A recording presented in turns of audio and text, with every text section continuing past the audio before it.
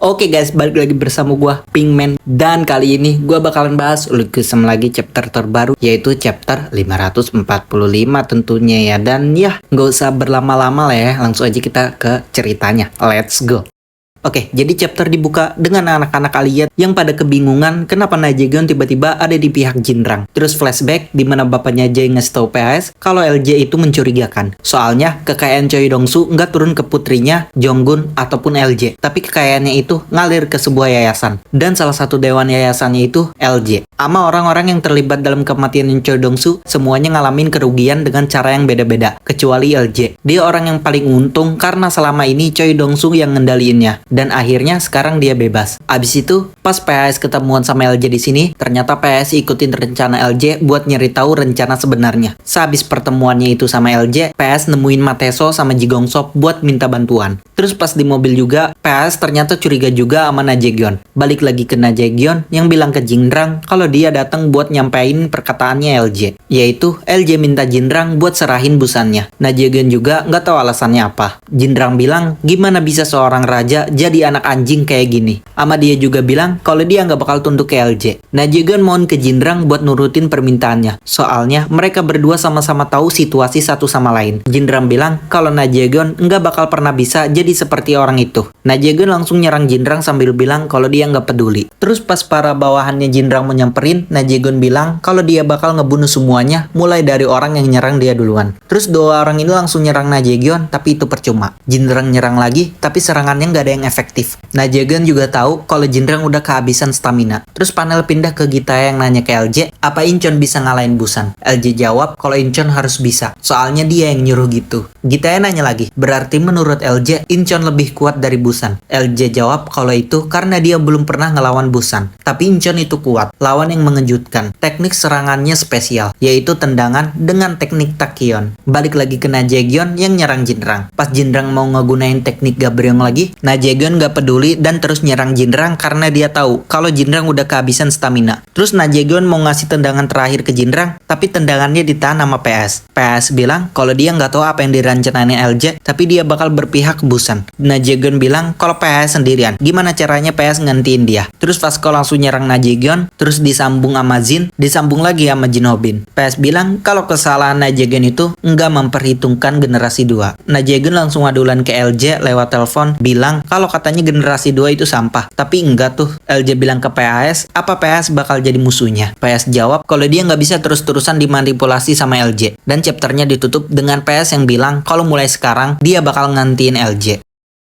Oke guys, jadi itulah chapter kali ini ya tentunya gitu. Dan ya, chapter kali ini ternyata si PS ini udah tahu rencananya gitu ya. Jadi ya lagi-lagi PS ini selalu di terakhiran tuh ada plot twistnya gitu. Kayak pas penangkapan Jonggun gitu. Si PS ngibulin Eugene. Sekarang si PS juga udah tahu rencana LJ. Dia juga udah curiga gitu ya. Oke lah, nggak usah berlama-lama ya. Langsung aja kita ke pembahasannya. Mungkin di sini gue pembahasannya juga agak sedikit gitu ya, soalnya gue terlalu menikmati gitu di chapter ini gitu, jadi ya nggak terlalu banyak yang bisa gue bahas ya, tapi ya nggak apa-apa lah ya. Langsung aja ke pembahasan pertamanya. Yang dimaksud Jinrang, dia itu siapa? Pas si Jinrang ini ngomong ke Najegon kan, si Jinrang ini bilang ke Najegon kalau Najegon ini nggak bakalan bisa seperti dia. Nah kemungkinan dianya ini setengah rajanya lagi gitu, orang yang belum dikasih tahu nih setengah raja dari Incheon ini siapa. Kemungkinan sih kalau menurut gua juga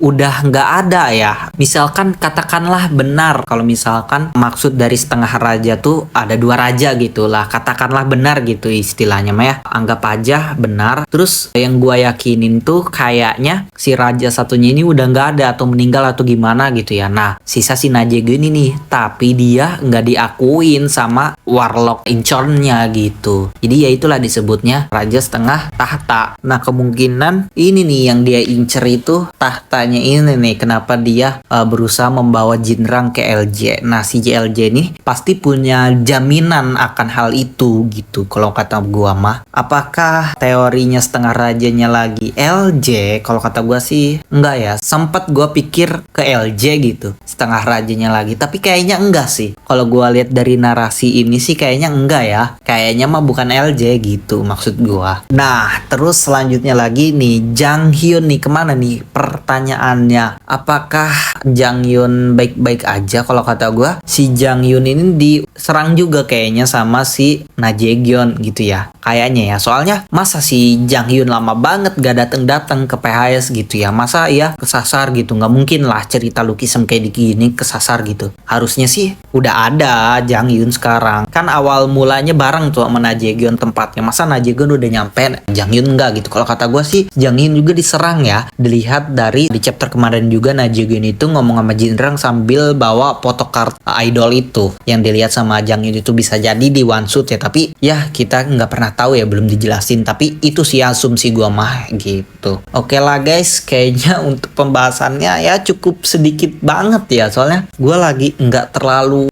riset, gue tuh nggak terlalu mantep kayaknya di chapter ini gitu ya. Ya kayaknya itu aja sih yang bisa gue bahas ya untuk video kali ini. Kalau kalian punya teori atau pembahasan yang menarik di chapter ini atau untuk kedepannya juga, bisa kalian komen ya di bawah. Gue tuh orangnya juga baca-bacain komen kalian gitu ya. Oke lah guys, mungkin cukup sekian aja untuk video ini. Jika kalian suka dengan video ini, silahkan di like, komen, dan share ke teman-teman kalian. Dan jangan lupa juga buat support gue dengan cara sesimpel mungkin, yaitu dengan cara subscribe. Dan jangan lupa juga buat nyalain lonceng notifikasinya supaya kalian tahu update video-video terbaru dari channel ini tentunya. Oke lah guys, terima kasih dan kurang lebihnya mohon maaf. Sampai jumpa lagi di video selanjutnya.